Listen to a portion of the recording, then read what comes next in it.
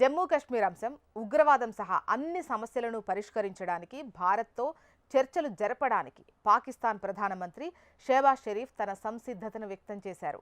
పహల్గాం దాడి తర్వాత భారత్ ఆపరేషన్ సింధూర్ ప్రారంభించిన సంగతి మనకు తెలిసిందే కదా.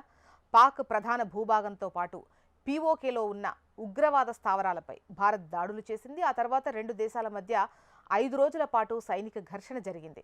తర్వాత పాక్ తెల్ల జెండా ఎగరవేయడంతో యుద్ధం ముగిసింది.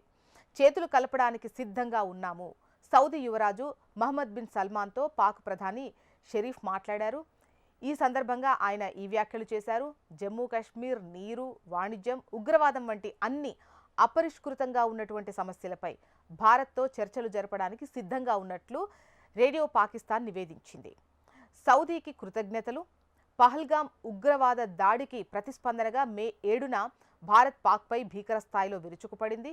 ఈ సమయంలో ఇస్లామాబాద్కు సౌదీ మద్దతు తెలిపినందుకు ధన్యవాదాలు అని తెలిపారు. ఈ దాడులతో 4 రోజుల పాటు జరిగిన ఘర్షణలు మే 10న నిలిపివేశారు.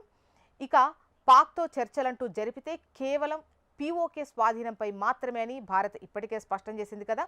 ప్రధానమంత్రి నరేంద్ర మోదీ చెప్పినట్టుగా ఉగ్రవాదం చర్చలు కలిసి సాగలేవు, ఉగ్రవాద వాణిజ్యం కలిసి సాగవు, నీరు రక్తం ప్రవహించలేదు అని న్యూఢిల్లీ చాలా సందర్భాల్లో ప్రకటించింది.